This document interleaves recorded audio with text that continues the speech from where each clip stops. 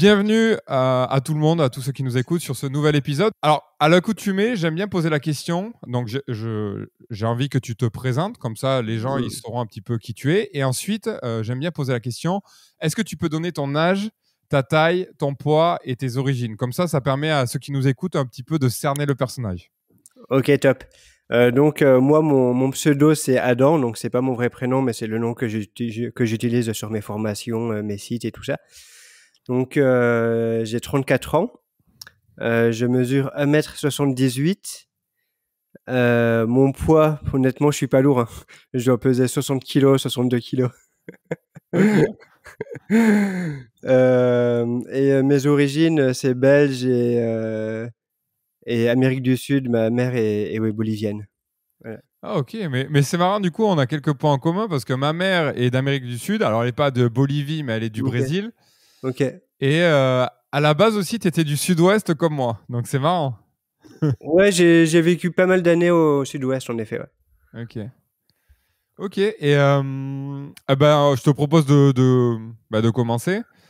Alors, comme d'habitude, j'aime bien donner un départ d'histoire au niveau de l'adolescence. Si toi, Mm. tu as des histoires que tu estimes intéressantes avant, tu peux commencer avant.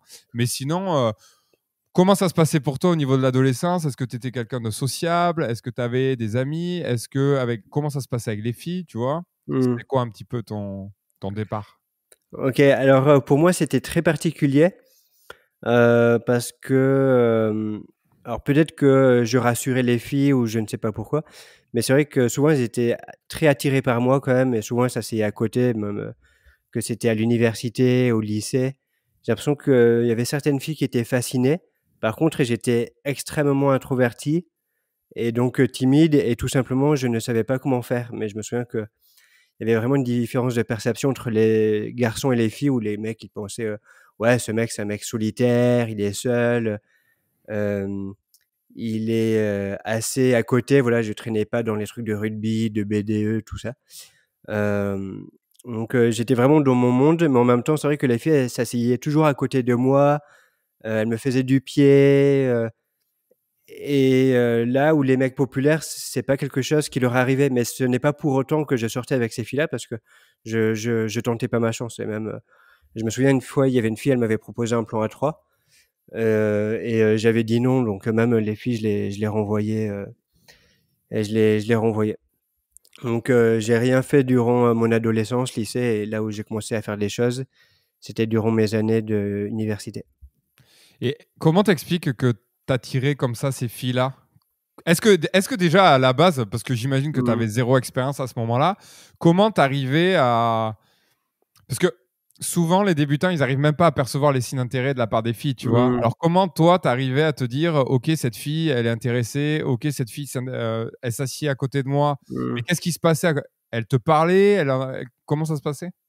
Beh, c'était assez évident, oui, elle se mettait à côté de moi, elle me touchait le bras, elle me proposait d'aller danser avec elle. Souvent, elle me faisait du pied ou elle se collait à moi, et même entre elles, parfois, elles parlaient. Je pense que c'était plus un signe divin pour me pousser un peu à aller aborder les filles ou à me lancer dans cette expérience-là.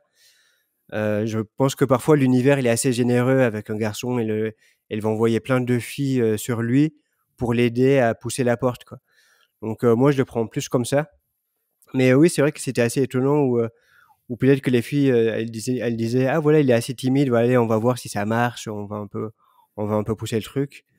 Mais globalement j'étais vraiment dans mon monde renfermé, et mais les signes d'intérêt, ils étaient assez nets, quoi. Ils étaient assez nets, et je me souviens, parfois, il y avait quelques soirées, donc j'étais très timide, mais par exemple, il y avait quelques soirées à Sciences Po où parfois, sur les mêmes soirées, je chopais 7, 8 ou 9 inconnus, quoi. Donc, j'étais très à l'aise. Alors ça, c'était assez marrant. J'étais très à l'aise avec les filles qui n'étaient pas de mon groupe social, où sur les mêmes soirées, je pouvais choper 7, 8 ou une dizaine de filles. Par contre, avec les filles qui me connaissaient, les filles de mon cercle social, j'étais absolument paralysé, donc je perdais tous mes moyens, et dès qu'il s'agissait de parler à une fille, j'y arrivais pas, mais par contre, d'aller choper une inconnue en boîte de nuit, tout ça, je pouvais en enchaîner, parce que J'avais vraiment très confiance en moi à ce niveau-là. Je pouvais y aller directement. Je prenais leurs mains. Il pleut et j'ai un plafond vert là. Ouais, ok. Donc il y a un peu de bruit. Mais ouais, donc du coup en fait j'avais extrêmement confiance quand je connaissais pas les filles directement, mais dès qu'elles faisaient partie de mon groupe d'amis, par contre là je faisais plus rien quoi. Donc c'était peut-être un signe avant-coureur que ce qui me convenait moi finalement, c'était la drague de rue, d'aller séduire des inconnus, de me pousser vers des inconnus et pas vers mon groupe d'amis ou des cercles sociaux quoi. Ok. Moi, il y a quelque chose que je comprends pas, c'est que tu me dis que quand tu allais en soirée, tu arrivais à choper 6, 7, 8 inconnus. Ouais. Comment t'es passé de quelqu'un qui est ultra timide, qui n'arrive pas à, entre guillemets, faire avancer les rencontres avec des filles qui venaient te voir au lycée? Comment tu arrives à transférer ça, à oublier tout ce passif pour réussir à choper 7 inconnus en soirée? Ok. Qu'est-ce qui a changé? Ben en fait, c'est comme il y en a qui sont très à l'aise en groupe social et pour parler à une inconnue, ils perdent tous leurs moyens. Et moi, c'était plutôt l'inverse, c'est-à-dire que si une fille je la connaissais pas, je pouvais y aller directement et l'embrasser en 10 secondes, 20 secondes et même en pleine rue. Alors c'était des soirées un peu animées où il y avait plein d'étudiants dehors. Et comme j'avais confiance, voilà, les filles elles obéissaient à cette frame-là de confiance en soi absolue. Quand un mec a confiance, la fille, elle suit. Et par contre, oui, quand il s'agissait de mes groupes d'amis, même si des filles étaient manifestement très intéressées, peut-être que j'avais peur de me faire juger par les amis, peut-être que j'avais peur, parce que ça circule beaucoup en groupe d'amis aussi, donc si on foire un truc, ça... Donc aussi, c'est vrai que autant j'étais à l'aise pour aller voir une nana et l'embrasser direct, par contre, après les étapes pour la mener à l'appart, pour la mener au lit, pour escalader, là, en fait, j'avais pas cette connaissance en moi. J'avais pas cette connaissance, je ne savais pas comment faire. Et, euh, et donc, je le faisais pas tout simplement.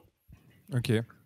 Et ça veut dire qu'avec des inconnus, tu n'étais plus du tout introverti ni timide?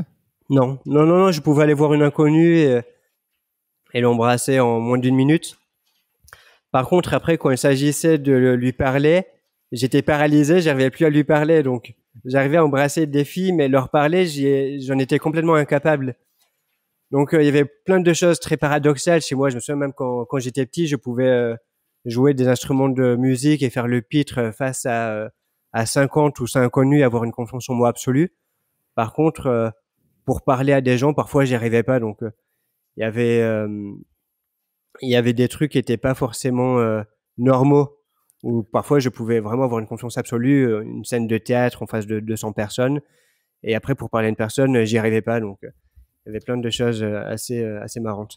Et aujourd'hui, ces contradictions, tu as réussi à les expliquer du haut de tes 34 ans d'expérience ou c'est quelque chose que tu n'es toujours pas capable d'expliquer? Le fait que d'un coup, tu aies une extrême confiance en toi et Mm. d'un autre côté, pas du tout, sur d'autres situations. Euh, J'arrive pas à l'expliquer, mais au final, c'était une chance parce que, étant donné que pour moi, clairement, la voie, c'était avec les inconnus, c'était vraiment la voie royale pour la drague de rue. Donc, la première fois où j'ai entendu parler de drague de rue, et pas seulement de parler pour parler, mais vraiment d'aller voir une fille, de prendre son numéro, de la ramener chez soi et de coucher avec elle assez rapidement. Mais là, ça m'a vraiment parlé parce que finalement, c'était mon terrain c'était mon confort en fait. C'était ma Mm. zone de confort. Donc, rapidement, suite à ça, j'avais des amis à l'université qui connaissaient un coach à Paris. Et donc là, j'ai fréquenté quelques coachs, y compris des amis à moi qui m'ont formé, qui m'ont coaché, voilà, faire ça, faire ça.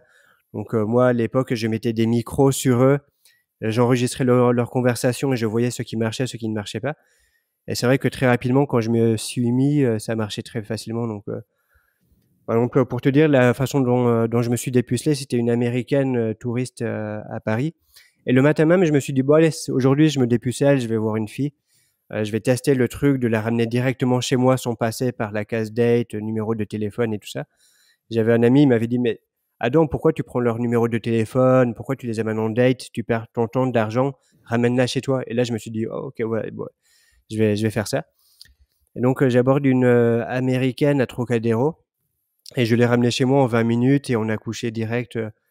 Du coup, je me suis dépucelé avec une mannequin qui prenait des photos ici. Elle était pour un shooting à Paris. Et en 15 minutes, je me suis dépucelé. Donc, je me souviens encore quand elle m'a dit, ouais, je suis ta quantième fille. Je lui ai dit, oh, je sais pas, tu es ma 50e, 60e fille. Alors que c'était ma première, quoi. Tu avais quel âge? J'avais la vingtaine. Ok. Donc, c'est à partir de quand que tu t'es rendu compte que tu arrivais à embrasser les filles rapidement, que tu avais du succès avec des inconnus? Et surtout, moi, j'aimerais savoir, et Mmh. pour tous ceux qui nous écoutent, OK. tu as l'air de dire que c'est ultra facile d'embrasser des filles en 1 minute. Mmh. Comment tu arrives à faire ça, en fait? Parce que tu te doutes bien que pour tous ceux qui nous écoutent, c'est surréaliste d'entendre ça. OK. Alors, tu as certains environnements qui s'y prêtent. Alors moi, en fait, c'était dans les soirées étudiantes Ok. et on avait tous les IEP, de Paris, de Grenoble, Lyon qui se regroupaient et donc en fait, les gens clairement, ils venaient pour ça. Donc en fait, pour embrasser une fille, il suffisait d'aller vers une fille, de lui faire un grand sourire, de lui prendre et de l'embrasser direct. Et sauf que ce tout petit truc, finalement, d'avoir confiance en soi, beh, c'est comme quand tu sautes d'un pont ou à la corde ou d'un parachute, au final, ça fait peur. Sauf que moi, j'avais pas peur et je pouvais le faire. Et je pense que j'émanais une telle confiance que la fille, elle se laissait entraîner et je la chopais. Par contre, d'aller voir une complète inconnue, par exemple, dans un parc ou alors ça, non, parce que ça, j'avais pas les codes, je ne savais pas comment faire. Par contre, aller en boîte de nuit, de tirer les mains d'une fille, de m'interposer entre un garçon et une fille et de choper la fille pour moi, ben là, c'était très facile, quoi. Ok. C'est pas du tout quelque chose qui te faisait peur. T'as commencé à faire Non, ça à quel âge?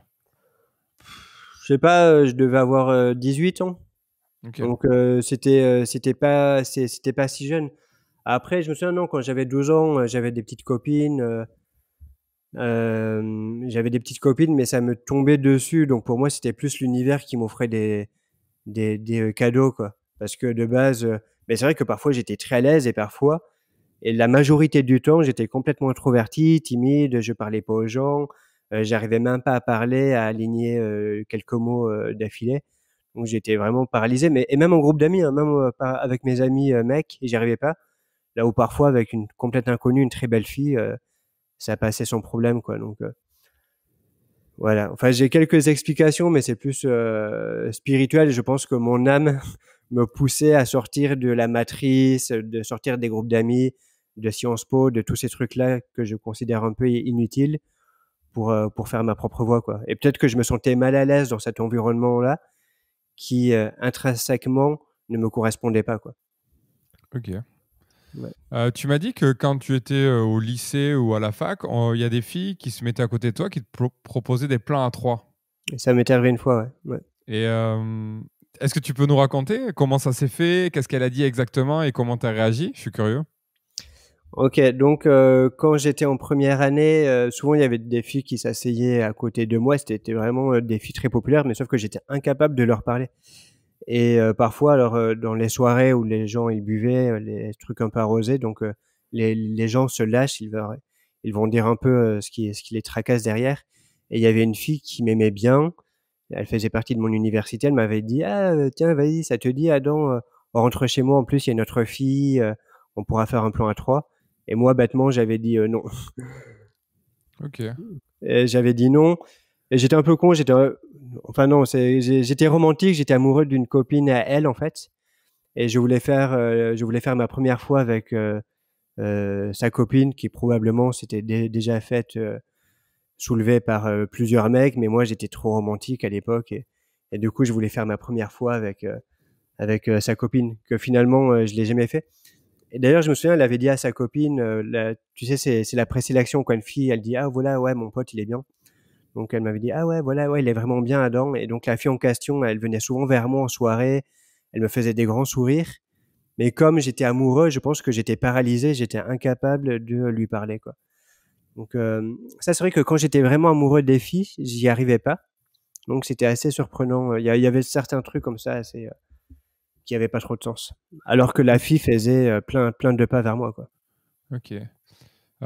Finalement, tu étais relativement social. Si t'arrivais à te faire recommander par des filles, tu avais quand même un cercle d'amis, tu sortais. C'était quoi un peu ta vie avant ta vingtaine? OK. Je dirais pas que j'étais un mec populaire. J'étais pas un mec populaire. J'étais plutôt un loup solitaire, quoi. Mhm.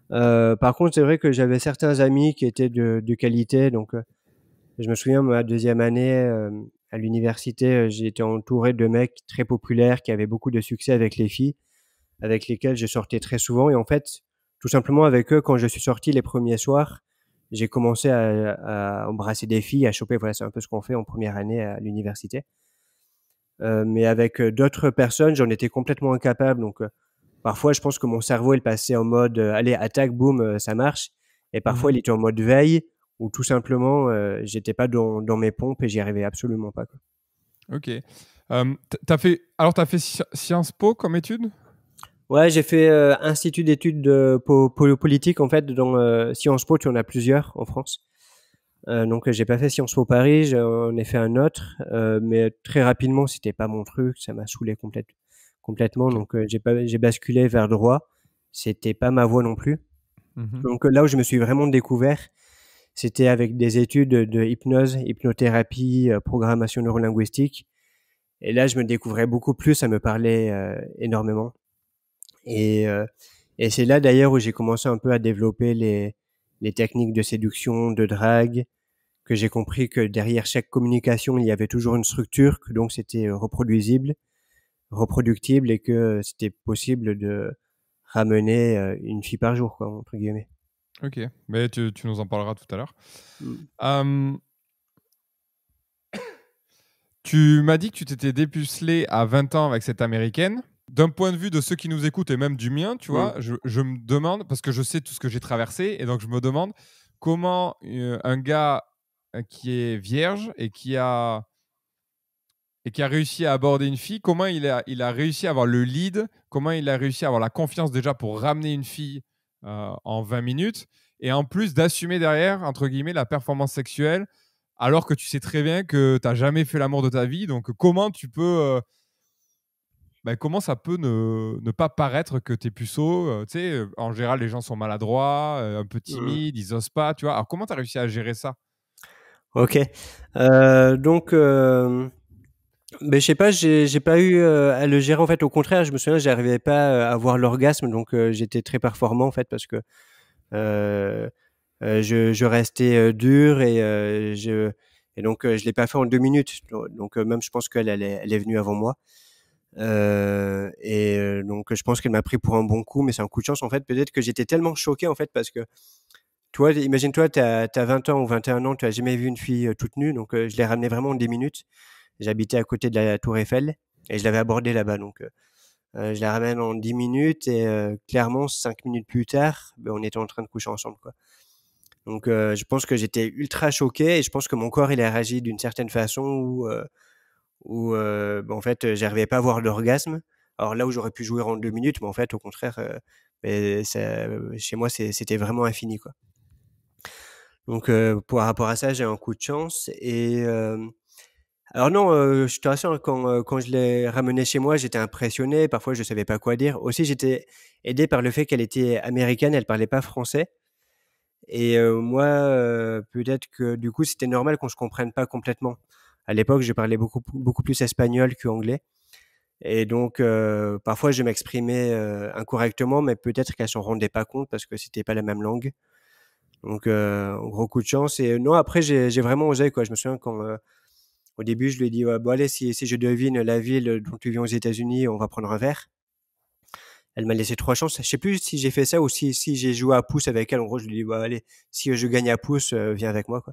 Enfin, un truc à la con qui me passait par la tête et je lui ai dit: «Ouais, j'ai une amie à moi qui ouvre un bar, à rue de Passy au 16e» et sauf qu'en fait, c'était du bullshit complet et donc en fait, en passant devant mon appartement, je lui ai dit: «Ah, j'ai oublié mon portefeuille et il faut qu'on passe à l'appart pour récupérer mon portefeuille pour aller au bar» et donc je l'avais inventé tout ça et donc voilà, trouver des prétextes pour instant, quoi. Donc les mecs qui font du game et qui savent qu'ils doivent trouver des prétextes, beh, voilà, en fait, chez moi, c'était vraiment arrivé assez facilement et après dès qu'elle est arrivée, à l'appart, je lui ai montré une vidéo drôle, je lui ai proposé de faire un massage que j'ai très bien emmené. Du coup, elle a vraiment accepté Et comme elle avait une robe, j'ai pas eu besoin d'enlever un jean ou un short.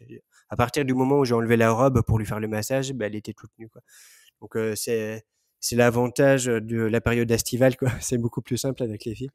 Parce que Comment, souvent elles sont en robe et tu enlèves la robe et tu vois juste le string et le soutien-gorge, quoi. comment t'expliques justement, est-ce que tu peux nous en dire plus sur comment tu as réussi à amener le massage? Parce que une fois de plus, je remets dans le contexte. Parce que toi, là, tu l'expliques comme si c'était une évidence, et c'est probablement une évidence pour Mmh. toi, mais pour tous ceux qui nous écoutent, ça ne l'est pas. Et donc, Mmh. est-ce que tu peux donner plus de détails déjà sur la rencontre, comment tu l'as abordée si tu t'en souviens, comment tu as réussi à la faire accepter de faire un massage? Est-ce que tu penses que tu es tombé sur la cliente idéale dans le sens où, bon, on sait que déjà les touristes sont quand même plus à Mmh. même de se livrer, surtout à des mecs qui sont un peu romantiques. Il y a l'effet Paris, ville de Ouais. l'amour, etc. Tu vois? Est-ce que tu peux nous en dire un peu plus là-dessus? OK. Donc au début, j'avais jeté mon dévolu, sur une fille, mais elle était accompagnée et après je me suis dit: «Ah beh, dis donc, par contre, il y a cette deuxième là, donc cette américaine, elle est vraiment belle, quoi». Donc elle s'assoit sur un banc, mais j'ai vraiment l'impression qu'elle m'attendait du coup parce qu'elle s'assoit, elle m'attend, quoi. Et donc j'y vais, je lui dis: «Ah ouais, bah, écoute, je t'ai vu, je trouve que tu as l'air sympa», honnêtement, ça fait il y a longtemps, donc je me souviens pas exactement de la conversation. Mmh mh. Et c'était son dernier jour à Paris. Alors c'est un avantage aussi, souvent les touristes quand c'est leur dernier jour à Paris, elles sont prêtes à faire des trucs. Et donc je lui ai dit: «Bah, allez, go, on prend un verre». Elle résistait et c'est là où je lui ai dit: «Bah, allez», alors moi, en fait, j'aime bien lancer des jeux parce qu'il y a personne qui refuse de faire un jeu, en fait. Donc de lui dire: «Bah, allez, vas-y, écoute, on joue à pouce ou je devine un truc et si ça marche, beh, on s'embrasse ou alors, si ça marche, ben, on va prendre un verre». Et donc y on est à chaque fois OK pour partir, pour faire un jeu. Donc parfois quand la fille elle bloque, je propose de faire un jeu justement pour passer ce truc-là. Donc elle avait accepté le jeu, j'avais gagné. C'était son dernier jour à Paris, elle connaissait personne, elle était juste venue pour un shooting. Et du coup, je lui dis: «Bah, allez, on va à rue de Passy», c'est un bar à rue de Passy. Pourquoi je lui ai dit rue de Passy? Parce que moi j'habitais entre Trocadéro et rue de Passy. J'habitais à rue Vineuse à l'époque et donc on passe par rue Vineuse et elle voit l'immeuble qui est très beau. C'était pas chez moi, mais elle pensait que c'était chez moi et c'était un 200 mètres carrés que je louais, 150 € par mois. Une blague, quoi. Mais il y Comment avait, ça se fait? c'était un avocat qui vivait dedans, un avocat, assez vieux, mais il m'aimait bien et comme, je pense, il m'aimait bien et le courant était bien passé et donc je louais une chambre à l'intérieur que je louais 150 € par mois. Mais qui était à l'intérieur d'un appartement de 200 mètres carrés. Donc la fille, OK. peut-être, elle pensait que c'était mon appartement, que le mec, c'était mon père. Il y avait beaucoup de filles que j'avais ramenées, elles pensaient que c'était mon appart, donc ça aide, là aussi, la preuve sociale. Voilà, tu as un 200 mètres carrés au 16e arrondissement. Et Tu avais rencontré cette personne sur une annonce par hasard, ou c'était via le réseau? non, c'était via, ma belle-sœur. OK. Ouais, c'était via ma belle-sœur qui était partie en vacances et donc tout simplement, elle m'avait passé sa chambre, quoi. Donc je l'avais sous-louée à 150. OK. Et donc après, voilà, je lui fais le truc: «Beh, voilà, si on va prendre un verre, moi j'ai besoin de mon portefeuille et mon portefeuille, il est chez moi». Donc je lui dis: «Bah, attends, écoute, vas-y, viens, on passe chez moi 5 minutes juste». Donc j'avais le bon réflexe et comme je l'ai sorti comme ça et après je me suis même pas retourné pour voir si elle me suivait.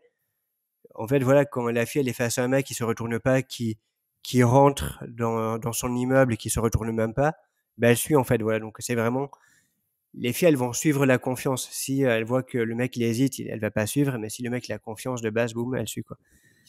Et donc on est venu chez moi et après je lui ai montré des vidéos marrantes sur les toits de Paris. C'était un mec qui faisait des trucs assez drôles sur les toits de Paris. Donc et après j'ai mis l'ordinateur d'une telle façon qu'elle s'allonge sur le lit et là j'avais une barre de massage, c'était même pas une barre de massage liquide et c'était un truc solide. Donc ça suscitait de la curiosité parce que quand c'est liquide, on sait que c'est pour masser, quand c'est solide, on ne sait pas vraiment que c'est pour masser. Donc tout ça, j'avais fait exprès aussi, tu vois? Je pensais à l'époque, tu vois?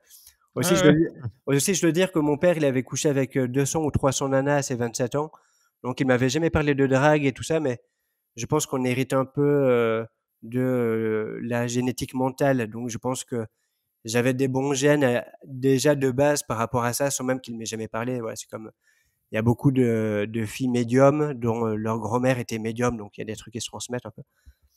Donc, ben voilà, je lui dis, ben, tiens, tiens, tu connais ça, Ah oui, en fait, je disais, c'est ça, je lui disais, tu aimes bien comment ça sent? Et elle me disait oui, donc ça faisait un yes-7. Donc, Mhm. c'est un enchaînement de oui. Elle me dit, ah oui, j'aime bien comment ça sent, mais ah oui, tiens, ouais, j'ai pris ça au Cambodge. C'était pour enlever des allergies ou libérer les chagrins, un truc à la con, tu vois, pour susciter sa curiosité. Avec ça, tu peux enlever des phobies. C'est des énergéticiennes, elles m'ont fait des massages de ouf avec ça. Et donc, je lui ai dit, ah ben tiens, tiens, je te montre, allonge-toi. Donc, en fait, je lui disais pas que c'était un massage, je lui disais, allez, je te montre, allonge-toi. Donc, elle obéissait à l'ordre, et ensuite, je commençais le massage, et elle était prise dans le truc, et voilà, quoi. Donc, et après, je lui ai enlevé sa robe, et après, j'ai commencé à la doigter direct, et après, voilà, c'est parti, quoi. Ok. Ouais. Comment t'as su que ton père avait autant de conquêtes? Alors, je te pose la question parce que, par exemple, tu vois, par exemple, avec moi, c'est un sujet complètement tabou avec mon père, j'en ai aucune idée et je crois Ok. que je le saurais jamais, tu vois. Ok.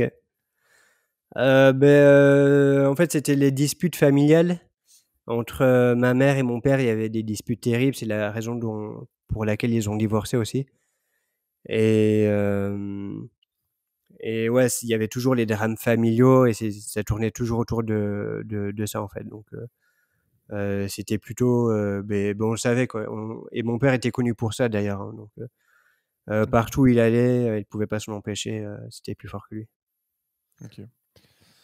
Tu m'as dit que tu avais beaucoup de jeux sous la main au cas où ça bloque, au Mm. moment où tu as des objections ou des résistances de la part des filles. Est-ce que tu nous as donné le jeu des pouces? Est-ce que tu as d'autres jeux que tu peux nous donner? Et ensuite, ma deuxième question, c'est que fais-tu si par exemple tu lances un jeu et que tu le perds? Ah, en général, je le perds pas trop. Comment tu fais pour pas perdre? Tu sais, quand tu fais le jeu du pouce avec une fille, par exemple, Oui, bon, là, c'est impossible à perdre. Ok, ouais, mais c'est impossible à perdre. Donc, je vais pas faire pierre, papier, ciseaux non plus, tu vois. mhm. Euh, mais même toi, c'est tentant pour une fille en boîte de nuit alors, j'étais beaucoup en Europe de l'Est. En Europe de l'Est, c'est le mec qui paye obligatoirement. Donc, Ouais. je leur disais, bon, écoute, on fait le truc du pouce. Si jamais tu gagnes, je te paye le verre. Si tu perds, je t'embrasse, quoi, tu vois. Un truc à la con. Et la fille, elle va dire oui parce qu'elle a envie de jouer, quoi, tu vois. C'est marrant, tu vois. Elle voit Mhm. ça, elle va pas dire non, ça ferait vraiment rabat-joie. Donc, je trouve que le fait de faire des jeux, ça dédramatise la situation, ça rend le truc très facile. Et au final, c'est vrai que même le sexe, tu peux le rendre sous forme de jeu aussi. En général, les mecs vont se dire: «Oh là là, attends, mais comment coucher avec une fille? C'est tellement compliqué, les objections, tout ça». Mais si tout ça, si tu le fais passer sous forme de jeu, au final, c'est plutôt naturel de faire l'amour, hein. On est des êtres humains, donc un jeu, par exemple, j'étais avec, mon ancien associé avant et on avait ramené 2 filles à l'appart, très canon et heu et donc lui, il avait des vues sur l'une et moi sur l'autre et après, il essayait de faire des trucs, allez, genre on fait quoi? Je danse avec l'une. En fait, elles étaient en référence externe, donc je sais pas si ton public, il sait c'est quoi? Non. OK. Donc parfois, il y a des filles qui vont attendre la validation de leurs copines qui ont pas assez confiance en elles. Elles vont d'abord voir si leur copine, elle fait le premier pas, tu vois? Et si leur copine, elle fait le premier pas, Ils y vont. elles y vont. Donc si elle voit que toutes ses copines, elles baisent, même si le mec, elle aime pas particulièrement, elle va quand même baiser. Et il y a des filles aussi qui sont aussi en référence externe qui, même si elles aiment le mec, si elles voient que toutes ses copines, elles n'aiment pas le mec en question, elle a peur de se faire dévaloriser ou elle a peur de passer pour la pute en couchant avec le mec si les autres copines, elles n'ont rien fait, quoi, tu vois. Donc ça, c'est les filles en référence externe. Et après, tu as les filles en référence interne. Donc, en référence interne, c'est des filles qui ont plutôt confiance en elles, dans leur ressenti. Et si elles aiment un mec, peu importe la vie de leur copine, elles y vont, quoi. Donc, elle aime un mec, elle y va, elle va le pécho, tout ça. Et moi, en fait, ce que je voyais, c'est que ces deux filles-là, elles étaient en référence externe. Et il y avait personne, elles n'allaient pas oser passer à l'action en premier avant leur copine. Elles voulaient pas prendre la responsabilité de passer en premier à l'action, quoi. Comment tu le Et, vois qu'elles sont en référence externe? C'est les filles plutôt superficielles, souvent, tu vois? C'est des filles plutôt superficielles, boîte de nuit, je sais pas, je le vois un peu à la façon dont elles s'habillent, trait du visage, c'est des filles souvent qui à l'époque traînaient beaucoup sur Facebook, maintenant Instagram, qui ont beaucoup à cœur l'opinion des autres, tu vois? Donc c'est des Mmh. filles qui ont pas mal de peur au final et en fait, elles vont se conformer à l'avis de leur copine, quoi. OK. Et donc j'avais dit, bon alors il y a aucune des 2 qui va oser, passer en premier à l'action et donc je leur ai dit: «Ah ben voilà les filles, écoutez, on va jouer au jeu du petit train. Vous connaissez le jeu du petit train?» «Ah ben non, on connaît pas». Donc j'ai dit à une fille: «Bon ben voilà, ben toi tu te mets, devant». Donc on se mettait à la queue leu leu. C'est comme si la personne derrière moi, elle me massait, la personne derrière elle le massait et cetera, tu vois? Donc moi, je masse la fille qui était devant et la fille de devant, elle massait mon pote et mon pote, il massait la fille qui était devant. Donc je me suis dit: «Voilà, là, en fait, c'est la configuration idéale parce que, comme ça, moi, ça me permet d'embrasser, la fille qui est juste devant moi et elle va pas être observée par sa copine. Donc elle va pouvoir, se lâcher, tout ça. En plus, il y a un contact physique, quoi, tu vois? Il y a déjà une escalade physique. Donc en fait, c'est ce qui s'est passé. Alors, moi, ma cible, elle était devant moi. Ma cible, elle massait, mon ami et mon ami, il massait sa cible à elle. Donc, moi, j'ai dit à mon pote: «Ouais, écoute, tu vois, on fait comme ça. Moi, j'emballe ma nana en premier et Mmh. une fois que je l'ai emballée, j'ai fait un signal à mon ami: "Voilà, c'est bon, je l'emballe, tu peux emballer, ta nana"» et donc il a emballé sa nana et après, voilà, on a chacun baisé, nos filles, quoi. Donc voilà, un petit jeu qui a débloqué la situation, quoi. OK, intéressant. C'est plus simple effectivement de dire à une fille: «Voilà, regarde, on va chez moi, j'ai une super belle vue, on va chez moi, on peut faire ça», plutôt que de dire tu es obligé de trouver un prétexte et le jeu, c'est aussi un prétexte. Tu peux pas assumer de: «Voilà, on va chez moi», et elle a aucune fille va accepter, tu vois? Ouais, Toujours trouver un prétexte, quoi. toujours un prétexte. Même s'il est nul en plus, hein, ça marche Oui, même, ouais, carrément. ouais. Ouais, les prétextes, c'est soit, la vue ou aller aux toilettes, par exemple, si la fille elle a envie de pisser, c'est con, mais une fille qui a envie de pisser, si elle est chez toi, beh, après ça passe, quoi. Ouais. Donc regarder un film, un documentaire dont, je lui ai parlé avant, tu as mis le prétexte, en fait. Tu as mis le Mmh. prétexte pour amener une fille chez toi. Juste, il faut trouver un prétexte. Tu peux pas, lui dire juste: «On va chez moi», aucune fille va accepter. Et oui, sinon c'est trop connoté directement sexuel et puis elles vont pas assumer, donc elles vont jamais Mmh. dire oui, c'est sûr. Ouais, exactement, ouais. Ou sinon, je lui dis: «Ah beh, tiens, allez, je te montre mon appart», j'habite un appartement d'artiste. Alors c'est vrai que moi, en plus, j'ai vraiment de la chance. Là, je suis dans un appartement à Paris et ça appartenait à un grand peintre français, donc c'est un peintre français qui habitait là et sur la porte en bas, il y a marqué, voilà: «Ici a vécu», enfin, voilà, je vais pas dire le OK, nom et du coup, les filles, elles sont très intéressées. Elles disent: «Ah ouais, tu habites dans un appartement d'artiste, c'est pour ça que le plafond, il est très haut». C'est pour faire OK. passer la donc voilà, les filles, elles sont intéressées et c'est un très bon prétexte et ça passe, quoi. Il fait beau à Paris. Ouais, il fait tout bleu là, grand soleil. Et attends, et donc ça, c'est un appartement que tu loues, parce que tu vis à Paris ou tu vis pas à Paris? Quelquefois, je suis à Paris et OK, quelquefois, très souvent, je suis en Europe de l'Est, ouais. OK, Donc Ukraine, Russie, tout ça. OK. On aura le temps d'en reparler. J'aimerais revenir à ta vingtaine là, à la période où tu as fait ta première fois avec l'américaine.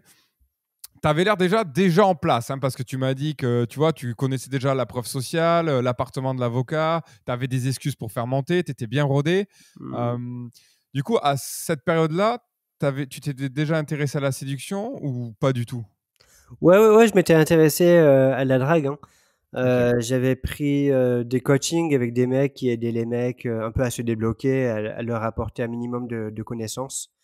OK. Hem Et aussi, c'est la raison pour laquelle quand j'étais à l'université, beh, les filles, je concluais pas parce que je savais même pas, je me disais: «Bon, voilà, j'aime une fille, je la ramène chez moi directement». Je savais même pas qu'il fallait d'abord passer par la case date, faire un date, créer du confort, de la sexualisation, du déconditionnement, tu vois? Donc Mmh. des trucs de base, quoi. Donc j'avais aucune idée dans mon esprit, c'était vraiment le flou complet et les coachings, que j'ai pris, bah, au final, voilà, ça a apporté un peu de clarté, quoi. Ok. T'as fait quoi concrètement dans ces coachings? Ils ont t'expliqué la vie? T'es allé sur le terrain? Comment ça se passait Ouais, rapidement? c'était des coachings orientés, terrain, quoi. C'était en fait, moi, ça m'a plus aidé pour me débloquer. Hem Et donc, eux, c'était des professionnels. Après, j'avais des amis à Paris aussi, que j'ai rencontrés par hasard. Il y avait un mec, il avait couché avec 300-400 filles. Il m'avait Mhm. repéré aux Tuileries parce qu'il m'avait vu aborder une fille. Et je me souviens, le jour même, il a abordé une fille avec qui il a couché direct. Donc, on s'est mis en coloc. Et voilà, donc chacun m'apportait sa technique, quoi. Chacun m'apportait sa technique. Il y en avait qui étaient très forts en boîte de nuit, il y en avait qui étaient très forts en drague de rue, en soirée. Et donc, je prenais de tout le monde. Et aussi, je suis assez enseignable. Donc, s'il y en a qui ont des bonnes infos, j'hésite pas à payer, Ok. que ce soit par rapport à ça ou à d'autres sujets. Mais voilà, je suis le premier mec à payer, à être enseignable et à chercher certaines infos, quoi, tu vois. Est-ce que tu t'es spécialisé dans un. Parce que tu as découvert plusieurs spécialistes, night, journée, etc. Est-ce que toi, tu Mm. as eu un domaine de prédilection maintenant? Ouais, alors moi, clairement, mon domaine de prédilection, c'est la journée. Ok. Parce que le night, je trouve que en fait, c'est plus compliqué de se démarquer la nuit. Alors déjà, moi, j'aime pas boire des alcools et tout.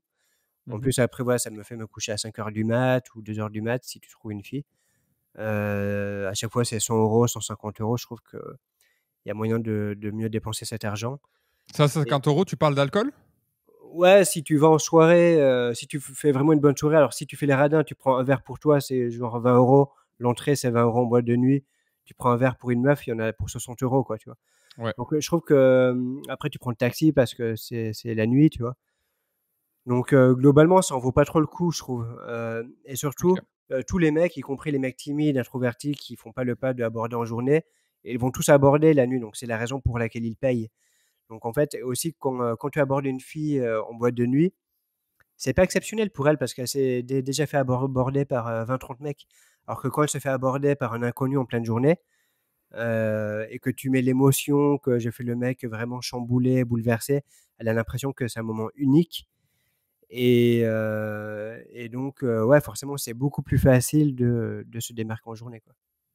Ok.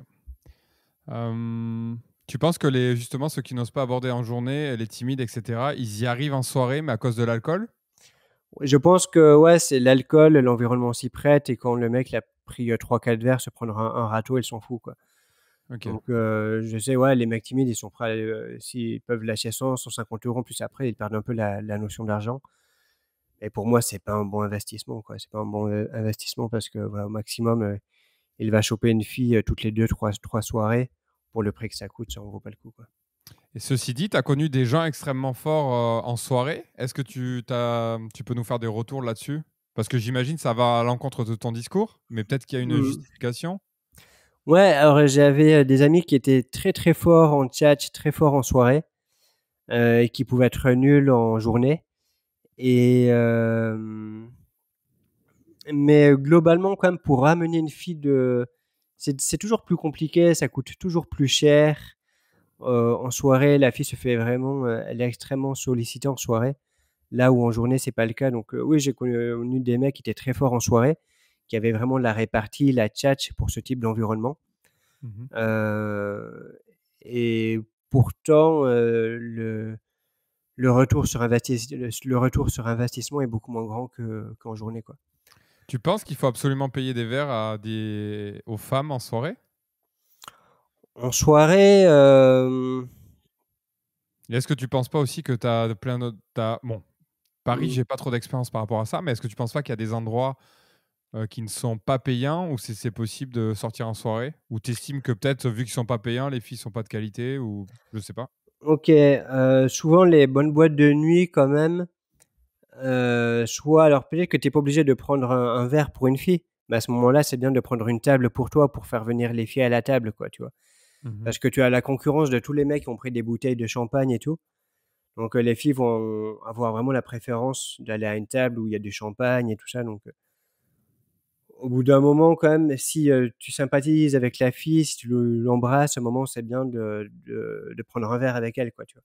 Mhm. Alors à ce moment-là, sinon tu prends une table si tu veux pas lui payer un verre, mais ça revient au même. Donc c'est toi qui payes la table avec tes potes et ça revient assez cher. Donc pour moi, en tout cas, le night, c'est pas quelque chose que j'affectionne. Par contre, je pense que oui, aller à des soirées salsa, aller à des soirées bachata, par exemple, si tu connais les danses, ça peut être très rentable. Aussi, il y a certains bars dansants. Alors moi, je me souviens, j'allais pas forcément en boîte de nuit, mais j'allais dans des bars dansants où là, ouais, il y avait un meilleur retour sur investissement. Déjà, t'as pas besoin de payer une entrée, je crois. Mhm. Les verres, c'était moins cher, donc je sais pas, ça devait coûter 10 balles, 15 balles. Hem et hem et voilà. Mais je trouve que les très belles filles que moi je vois, en général, en soirée, je les vois pas, en fait, tu vois? Ok. Ouais, alors, tu vois, c'est vrai que tu connais pas mon parcours, je connais pas ton parcours, peut-être que toi tu coaches en night et tout ça, mais moi, de manière personnelle, même souvent quand je demande aux très belles nanas que je ramène à l'appart et je leur dis: «Ah voilà, tu vas en soirée?» Elles me disent non, souvent elles vont pas en soirée et même parfois elles ne boivent pas non plus aussi. Ok. Donc, souvent les filles que je vais trouver de qualité, c'est plus en journée que je vais les avoir. Ok. Euh, c'est quoi une fille de qualité pour toi? Ouais, une Tu petite peux fille. nous décrire un petit peu tes préférences? Décrire mes préférences pour, les filles, c'est ça? Ouais, tu me dis que tu as l'impression que les filles de qualité, enfin c'est ton ressenti, tu les trouves en journée. Donc c'est quoi pour toi une fille de qualité? Moi, une fille de qualité, c'est une fille, déjà, très jolie. Très jolie. Alors déjà, mes goûts par rapport au physique, c'est des goûts assez spécifiques. J'aime bien les filles grandes. Souvent, je suis sorti avec des filles qui étaient plus grandes que moi, donc 1,80 m, 1,82 m. Et j'aime bien, que la fille, elle a un visage très fin, très joli, un peu aristocrate. J'aime bien les très gros bonnets, les gros seins, donc j'aime bien quand une fille, elle fait du D, du C minimum et D+. Avec, un ventre très plat, des fesses, rebondies, des jambes fines. Donc c'est pour ça, moi j'aime bien les filles slaves, c'est vraiment mon goût, quoi. Ok. C'est vraiment des filles stratosphériques, qu'on trouve pas forcément en France ou beaucoup moins, quoi. Donc, voilà, j'aime bien, en gros, voilà, la Barbie de 1,75 m, 1,75 m minimum, yeux bleus, blonds, très grosse poitrine, visage de bébé, heu, une taille, très fine, des bonnes hanches avec un cul rebondi et des jambes fines. Pour moi, c'est le rêve. Est-ce que du coup tu sors avec des Françaises? Ouais, quand je suis en France, quand je suis à Paris, alors à Paris, il y a de tout, donc il y a beaucoup de touristes, donc des Russes, des filles, même des Marocaines, hein, pourquoi pas, les Marocaines, j'aime bien aussi. Françaises, anglaises, États-Unis, donc tu as un peu tout ici. Mhm. Mais mon style préféré pour moi, c'est les filles slaves et de très, très loin. Donc quand on va Ok. dans des pays slaves, on comprend, on se dit: «Ah OK, voilà, c'est pas la même planète, quoi». Est-ce que tu as des recommandations justement sur les endroits pour trouver des filles slaves? Vu que j'imagine tu as voyagé pas mal en Europe de l'Est, Mmh. quelles seraient tes recommandations justement pour trouver ces filles-là? Ah, en France? Non, non, à l'étranger? Les pays ou les endroits, je sais OK. pas si tu es déjà allé à Moscou ou quoi? Ouais, ouais, par Ouais. exemple, des pays, tu as la Biélorussie, tu as la Russie. Donc voilà, Russie, Biélorussie, c'est des très bons pays. Moi, je me souviens, j'ai été sorti avec une fille, avec un corps, incroyable, c'était, il y a environ 10 ans et je me suis dit: «Mais elle sort de quelle planète cette fille-là? Elle a une génétique de dingue». Enfin, j'avais jamais vu une fille aussi belle, quoi. Avec un corps à tomber par terre, c'était vraiment, enfin mes potes, ils tombaient de leur chaise. Et après, quand je suis allé en Biélorussie, j'ai compris, je me suis dit: «Ah oui, c'est vrai, la fille, elle venait de Minsk. OK, je comprends pourquoi c'était une frappe stratosphérique, quoi». Donc c'est vrai qu'après, quand tu vas dans ces pays-là, c'est un peu difficile de revenir en arrière, quoi. Donc moi, j'ai pu aller dans ces pays-là parce que j'avais la carte de résidence, avant le conflit. Donc pour moi, je peux y aller, quoi. Donc maintenant, je OK. pense que c'est plus compliqué. Tu as fait cette Si tu peux nous parler de cette démarche, tu l'as fait à quelle occasion? OK, donc c'était en 2020, donc 2 ans avant le conflit et j'étais allé en Ukraine. Mmh. J'étais allé en Ukraine et je suis tombé amoureux, j'ai fait une carte de résidence, hem et voilà. Mais que ce soit Ukraine, Biélorussie ou Russie, c'est les mêmes filles, c'est les mêmes génétiques et c'est des pays où il y a pas trop de touristes aussi. Il y a pas trop de touristes. Donc ce qui est cool, c'est qu'il y a beaucoup de belles filles, il y a peu de mecs. Donc c'est parfait, quoi. Ok. Intéressant. Je rebondis vu que tu dis que tu es tombé amoureux. T'as l'air d'être quelqu'un quand même qui aime les femmes et qui aime, entre Mmh. guillemets, scorer, tu vois. Euh, T'en es où dans l'amour avec ça? Est-ce que tu arrives à tomber amoureux justement et à te fixer de temps en temps? Ou est-ce que tu vis des polyamours? Ou est-ce que tu vis des relations libres? Ça se passe comment pour toi OK. de ce niveau-là? Alors, moi, honnêtement, je peux tomber amoureux très facilement, tu vois? Et même souvent, c'est un peu ma phrase d'approche. Souvent la fille quand je la vois, elle comprend que je suis tombé amoureux, quoi. Et ouais, je suis Mais pas c'est du vrai? tout ouais, C'est alors, c'est vrai qu'en c'est fait, vrai ou c'est semi-vrai quand tu le. alors, parfois c'est vrai et parfois c'est pas complètement vrai et parfois c'est faux, quoi, tu vois? Ok. Hem, mais voilà, c'est vrai que j'essaye pas de faire, l'approche du mec alpha, qui marche pas forcément, tu vois? J'aime bien faire le mec qui est vraiment chamboulé émotionnellement et les filles qui sont très belles, c'est ça qui les touche au cœur et même de manière statistique, je vois que ça marche beaucoup mieux, quoi. Mais oui, alors parfois, ouais, il y a des filles, je peux tomber amoureux d'une fille et le jour d'après, je vais tomber amoureux d'une autre fille et je peux vraiment tomber amoureux, mais vraiment sincèrement amoureux, quoi, tu vois? Et je peux tomber amoureux vraiment très vite. Et alors imaginons si je suis amoureux d'une fille et que j'ai couché avec elle et que là je ressors, je peux tomber amoureux d'une autre fille donc je mens pas aux filles, hein, je leur mens pas quand je leur dis: «Ouais, je suis tombé complètement fou amoureux, heu, limite voilà, j'ai envie de me marier avec elle, de lui faire des gosses et tout», sauf que ça arrive chaque jour, quoi, donc Ok. Est-ce que tu peux m'en dire un peu plus? Parce que du coup, je suis hyper curieux et puis ça va contre la tendance actuelle, tu vois, de ce qu'on trouve sur Internet, le mâle alpha, le mâle dominant, c'est ouais, compliqué pour grave, les femmes, etc. Toi, tu as l'air de dire exactement l'inverse. ouais. Est-ce que tu peux nous en dire plus? Tu m'as parlé de statistiques, que pour toi, statistiquement, ça marchait mieux de faire le mec romantique. Alors déjà, Mmh. est-ce que tu peux développer un peu qu'est-ce que c'est de faire le mec romantique lorsque tu rencontres des femmes? Et comment t'en es arrivé à ce résultat-là, à cette conclusion? OK. Et ouais. En fait, cette conclusion, c'est quand j'étais en Europe de l'Est où les filles sont plus traditionnelles, sont plus romantiques aussi. Du coup, en fait, avant, quand j'étais en France, je leur disais: «Ouais, je t'ai vu, je trouve que tu as l'air sympa». Je leur balançais, des nègres et tout. Donc au début, j'avais une phrase d'approche classique, mais après je balançais des nègres et tout. Et les filles en Europe de l'Est, elles comprenaient pas les nègres, elles comprenaient pas le second degré. Donc j'étais vraiment passé sur des approches beaucoup plus romantiques, où je jouais vraiment le mec chamboulé émotionnellement, qui était tombé amoureux de elle et de elle uniquement. Et Ça comme t'est j'ai venu d'où? c'était en travaillant en fait, à force, en voyant leur psychologie de filles romantiques, amoureuses, qui cherchent l'amour, qui cherchent le mari, je me suis dit, ouais, voilà, je vais faire ça comme approche. Mais voilà, après de manière cool, tu vois, en mettant une distance et tout, tu vois? Et je me Mmh. prends pas au sérieux, non plus, tu vois? Mais c'était l'idée que je sous-communiquais, tu vois? Elle pouvait percevoir que c'était possible, quoi, de potentiellement faire un truc avec moi sur du long terme. Et après quand je suis revenu à Paris, je me suis dit: «Bah, attends, je vais tester cette approche», et en fait, cette approche-là marchait beaucoup mieux que toutes les approches de faire des nègres, de casser les filles, tout ça. Et en fait, je me suis rendu compte que je pouvais obtenir de bien meilleurs résultats en parlant à cette partie des filles qui a besoin, de trouver, l'amour, même si en France, les filles sont beaucoup plus féministes, un peu rebelles envers les hommes, que parfois, il y en a certaines qui veulent payer leur verre et tout ça. Mais Mmh. finalement, en fait, en s'adressant à cette, partie d'elles, beaucoup plus profonde, beaucoup plus romantique, y compris à des Françaises, le taux, de prise de numéro de téléphone, pour conclure avec une fille, c'était immensément plus grand que, ce que je pratiquais auparavant. Et d'ailleurs, alors toi, c'est un élève, à moi qui t'a parlé de moi. Je sais pas si tu as parlé du coaching, qu'il a fait avec moi en Ukraine.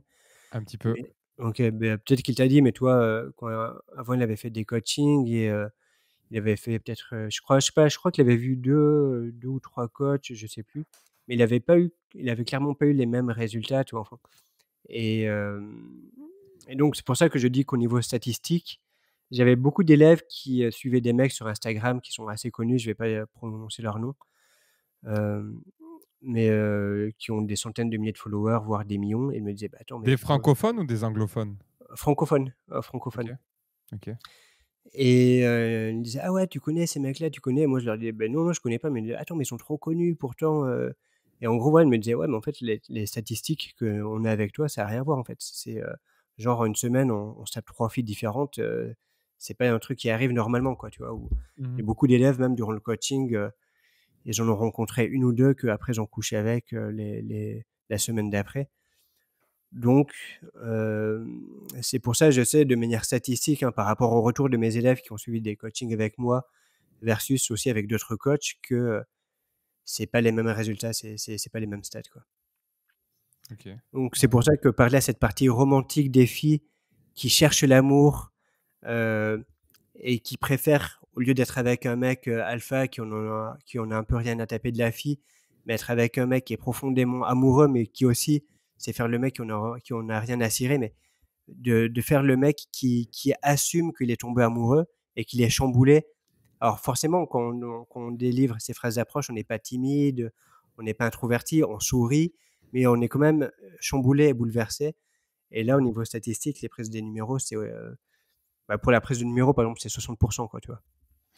Alors moi, ce que j'aimerais savoir, c'est est-ce que du coup, ça marche aussi sur les femmes qui sont un peu plus féministes ou ça marche, ce 60% que tu me parles, ça marche plus sur les femmes de l'Est qui sont un peu plus tradies, qui sont un peu plus tournées vers Mm. la romance Ok. Alors sur les femmes de l'Est, ça va très bien marcher, mais y compris sur les Françaises aussi, hein. Alors il faut savoir que souvent les féministes, pour parler crûment, c'est souvent des 4 sur 10, des 5 sur 10, c'est pas les plus belles. Je pense que très rarement, tu vas voir une très très belle femme avec un beau visage, un beau corps très féminin. elles seront pas féministes. Elles seront pas féministes. Donc au final, les féministes, on s'en fout un peu, quoi, tu vois.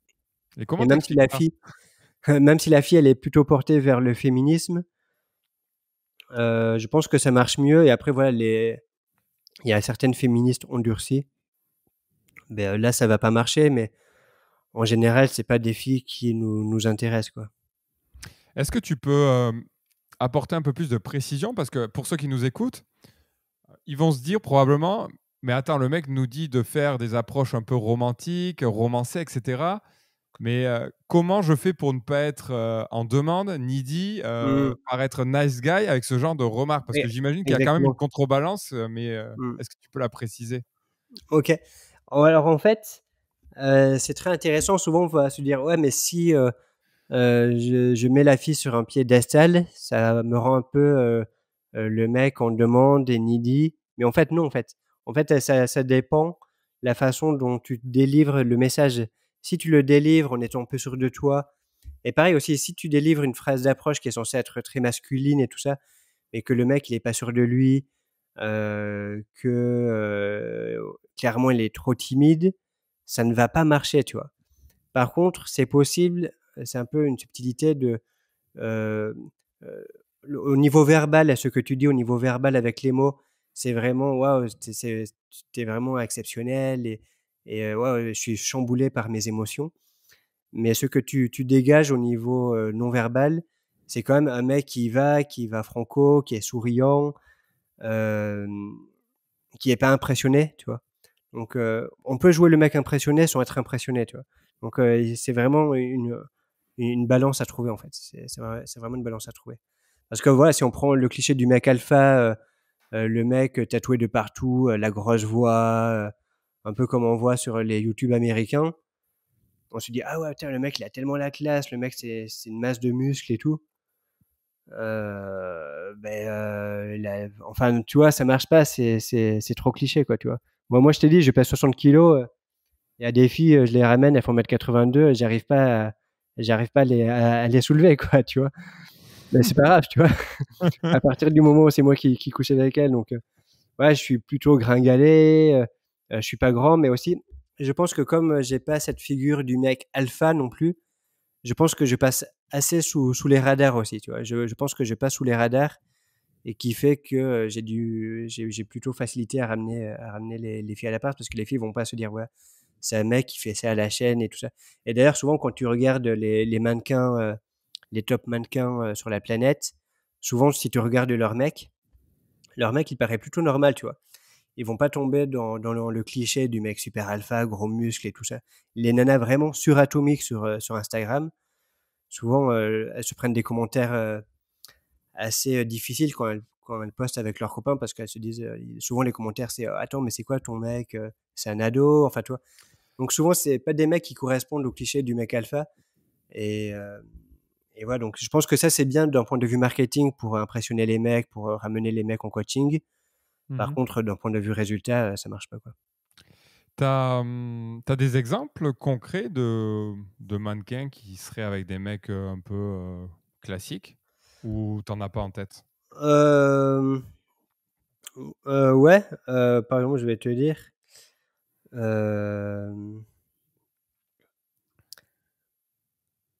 Euh, attends, il y avait une nana, par exemple. Mais moi-même, tu sais, je vais te dire, à un moment, il y avait. Ah, ben tiens, il y en a une.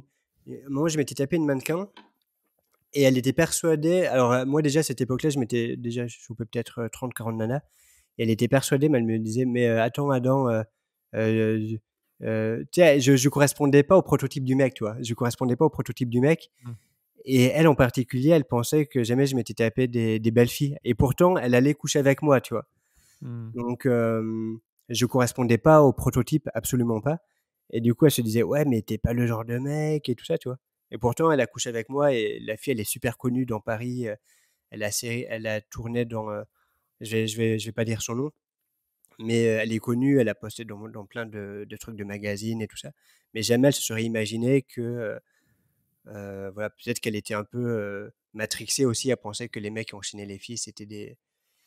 Alors là, j'ai une mannequin. Alors il y a une mannequin qui a 1 100 000 followers et son mec, il paraît vraiment classique ado.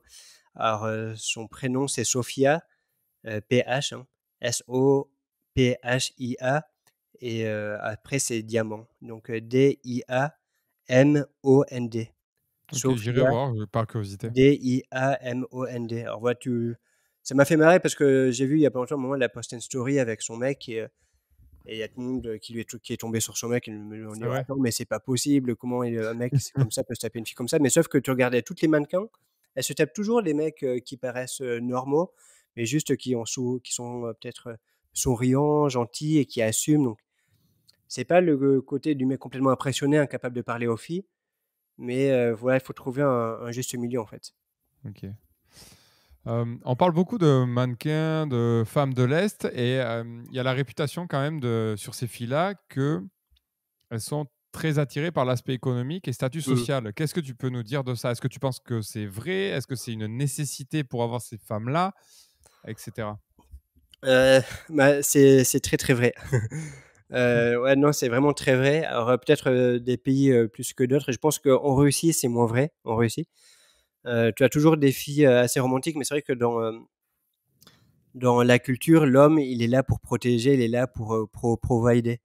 Donc, si un mec, il est pas capable de subvenir aux besoins de la fille, et quand tu es là-bas, tu payes tout, hein. Tu payes les verres, tu payes le taxi. Donc, c'est toi qui lui payes le taxi pour qu'elle vienne au date. Donc, tu payes vraiment tout, quoi, tu vois. Et juste, si le mec paye pas, c'est mort, hein. C'est mort de base. Ouais. Alors, quelquefois, ça peut marcher, mais très rarement. Mais c'est vrai qu'elles sont très rassurées par l'aspect économique.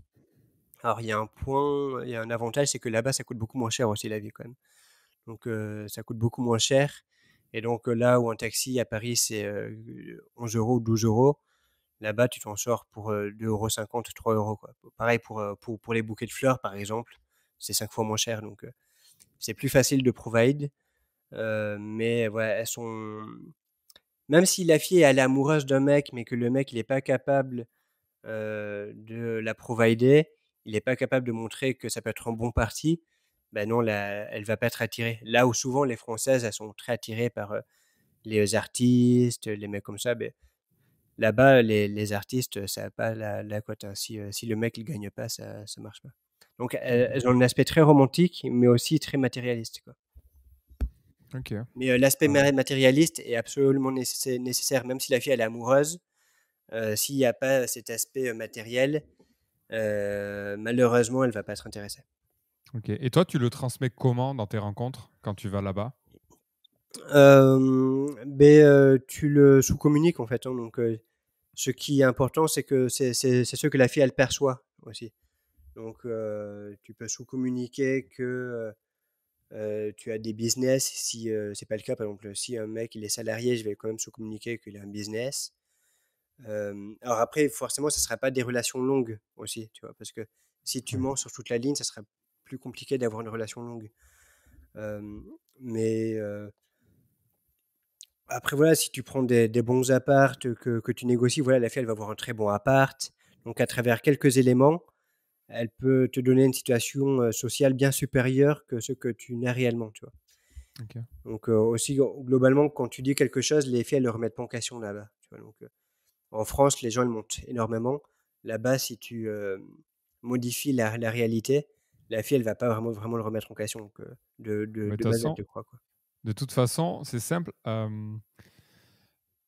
J'ai un ami qui est docteur. À chaque fois qu'on sort et qu'il dit qu'il est docteur, aucune fille le croit. Mmh. Et il est toujours challengé là-dessus. Mais non, t'es dans quel service, blablabla. Donc c'est assez marrant que tu dises qu'elles ne remettent pas en question ces choses-là, parce qu'en France, c'est vrai que Elle le beaucoup remettre de en femmes question, ouais. beaucoup, ouais. Ouais. Exactement. Euh, c'est joli, c'est très très jolie fille, c'est bombes atomiques, etc., que tu peux croiser dans les pays de l'Est. Elles ont quoi comme statut social, elles, en général? Les très belles, alors, je pense qu'avec, Instagram, Facebook, OnlyFans, malheureusement, il y a beaucoup de concurrence aussi. Donc et souvent les filles qui vont habiter au centre, je pense que souvent elles ont des providers qui leur payent l'appart et tout ça. Donc il y a 15 ans, il y avait pas les téléphones, il y avait pas les smartphones et tout. Maintenant, même la fille qui habite, dans un coin paumé, elle peut se faire DM par des mecs, qui habitent, en Arabie Saoudite, à Dubaï et tout ça. Par contre, il reste suffisamment de très belles filles, pour pouvoir faire son propre nid, quoi. Mais, leur statut, c'est, globalement, soit elles ont un job, mais en général, dès qu'elles se mettent en couple, c'est le mec qui va payer pour tout, quoi. Donc, globalement, les filles, elles ont plutôt le rôle social de se faire provider par un mec, quoi, quand même. Donc, Ok, si le mec, il gagne 4 000, 5 000, c'est le mec qui va les prendre en charge, quoi, tu vois? ok, ça marche. En particulier, si elles ont plus de 23 ans. 23 ans, 24 ans, 25 ans. Si une fille, elle a la vingtaine, si elle est encore, «pure» entre guillemets, si elle a 18, 19, pas forcément, tu vois? Mais souvent, après 23 ans, ils vont beaucoup regarder la situation économique, du mec, quand même. Ok. Euh, Bac à tes 20 ans, après ta première fois, tu as fait quoi? Ça s'est passé comment pour toi? Ma première Ça a fois, été une, ça, rév- Ça a été une révélation et tu as enchaîné, tu as continué à te faire coacher. Qu'est-ce qui s'est passé? moi, après ma première fois, c'était vraiment très cool de en fait, c'était pas forcément le sexe, mais c'était plus d'avoir couché avec une fille en 15 minutes, quoi. Hmm. Mais après, toutes les filles que je ramenais, c'était toujours en instinct. Donc, je croisais des filles sur les Champs-Élysées, je les ramenais à l'appart direct. Donc, voilà, j'ai évité de faire tout ce qui était verre, prendre un verre, dépenser mon argent pour rien. Donc, c'était vraiment mon plan, en fait, de les ramener à l'appart. Et après, ouais, après, c'est à ce moment-là où j'ai commencé à enchaîner, hein. C'est, à partir de ce moment-là, j'ai commencé à enchaîner, à accumuler des techniques, à prendre de la connaissance. Donc, il y avait beaucoup de mecs qui étaient très forts, très doués, qui auraient pu être coach. Mais, je vais dire qu'ils m'ont coaché. Moi aussi, dans une certaine mesure, je les ai coachés. C'est juste, c'était un partage d'infos, en fait. Mhm. Et, et voilà. Et comment tu fais pour choisir justement la fille qui a du potentiel justement pour que tu la ramènes rapidement en instant date, etc. Est-ce que tu as justement des... Mmh. Bah, j'imagine que oui. Ouais, Euh, et du coup, est-ce que tu peux nous partager ces infos? OK. La fille, pour la ramener en instant date, alors souvent, c'est assez facile de distinguer une Française, par exemple, qui va être souvent en jean, souvent avec des jeans un peu larges, baggy, tout ça, Mhm. qu'avec des touristes qui sont plutôt en robe, qui ont plus des habits, colorés, voilà, robe, jupe, qui sont beaucoup plus coquettes. Si la fille, elle marche lentement aussi, qu'elle regarde à gauche, à droite, qu'elle regarde les bâtiments, si je vois qu'elle marche lentement, que elle ressemble à une fille d'Europe de l'Est ou même une américaine. Si je vois que c'est une touriste, et ça, je peux le voir à la façon dont elle marche, à la vitesse dont elle marche. À ce moment-là, je sais que la fille, c'est une bonne cliente, quoi. Donc, Ok. ouais, si elle visite des monuments, si elle regarde, euh, si la fille, elle marche très vite, qu'elle est avec son téléphone à l'oreille, que je vois que c'est une Parisienne, il y a moins de chances que ça puisse marcher. Par contre, si c'est une touriste, là, oui, clairement. Ok. Est-ce que tu as un peu des process déjà installés? Par exemple, tu vois, quand tu repères une cible et que tu vas l'aborder, pour lui planter le contexte et lui expliquer qu'en fait, bah, genre, on va dire que tu es tombé amoureux, en tout cas, émotionnellement, Mm. t'as été marqué par cette fille. Comment tu lui expliques, comment tu lui donnes du contexte? Qu'est-ce que tu fais là? T'es allé faire quoi? Comment tu gères ça? Ah oui, comment je lui dis que je l'ai vu sur le moment, quoi, c'est ça?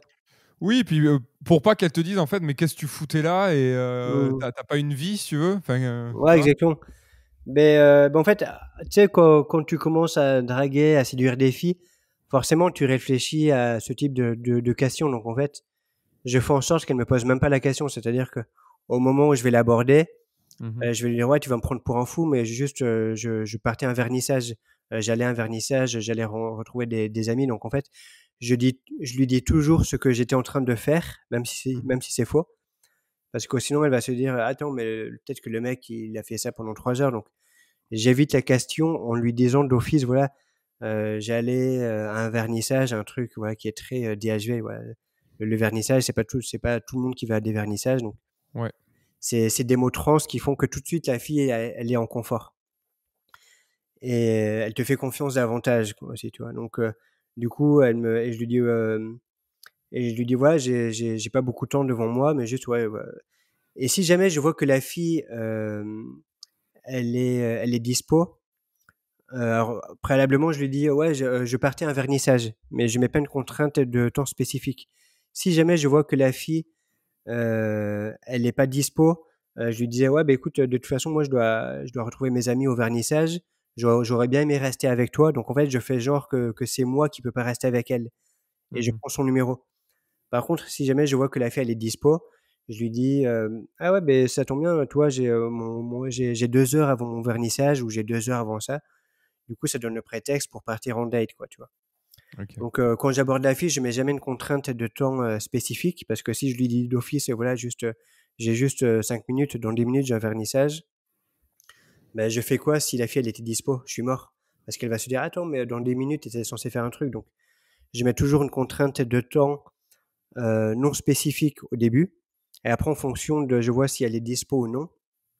Donc c'est facile, hein, je lui dis: «Voilà, tu profites de ton après-midi quartier libre» et si elle me dit, «Ah oui, voilà, j'ai fait que me balader», je comprends qu'elle est dispo.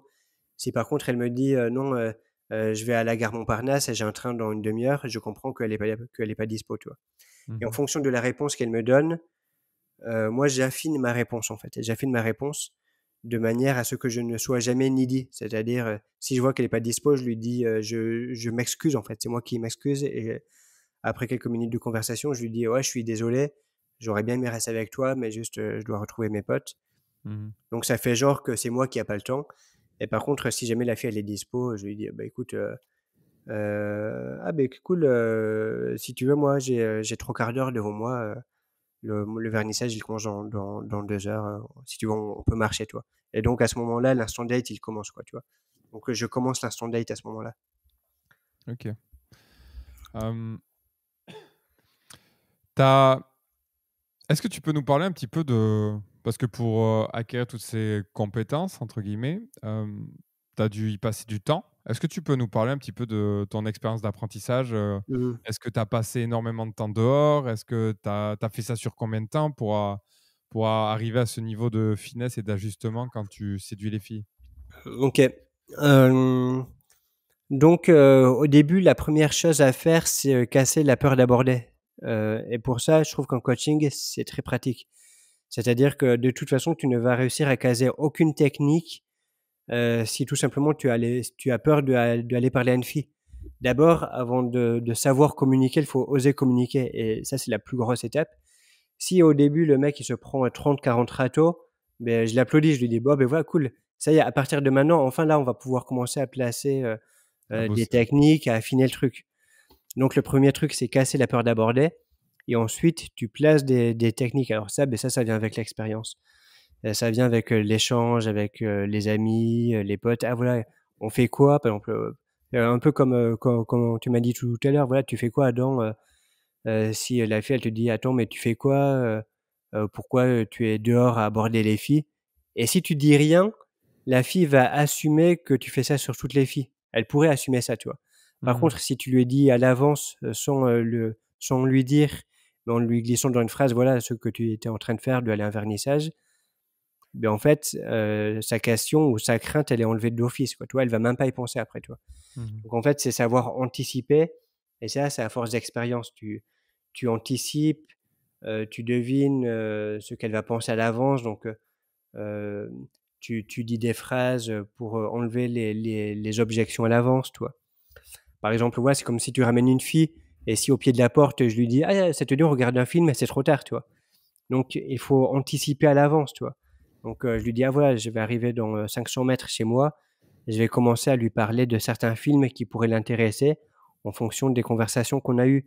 Ou comme je vois qu'elle s'intéresse à l'art, donc au début je vais screener à l'avance et: «Ah ouais, elle s'intéresse à l'art, ah beh cool».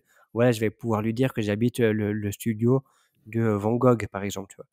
Donc je vais screener à l'avance, je fais un peu le radar et ensuite j'anticipe pour, enlever les mines, quoi, tu vois? Donc il faut enlever les Mmh. mines pour la ramener à l'appart, quoi.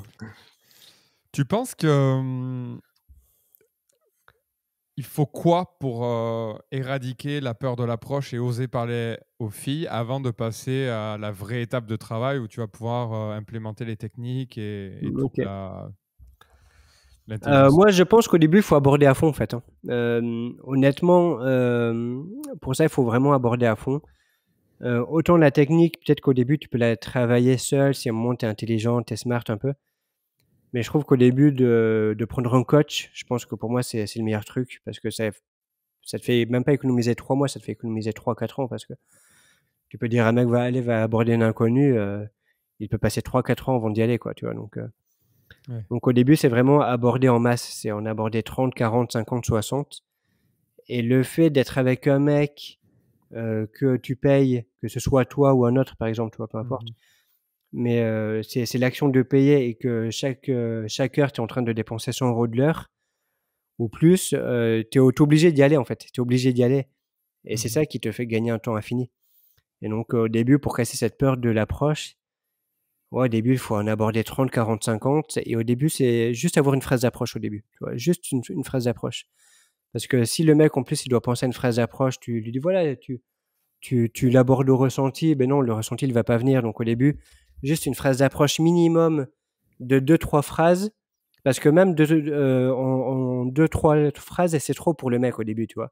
Ouais, ouais, Et ouais. en dire qu'1 ou une demi où il va s'arrêter, où il va dire: «Attends, c'est où le métro?» Tu vois? Un truc à la con qui a rien à voir. Donc Mmh. il faut le truc minimal, le truc le plus simple possible, que tu es sûr qu'il va délivrer, peut-être au début à 30 50 70, mais juste qu'il dise une putain de phrase d'approche pour prendre son numéro, tu vois?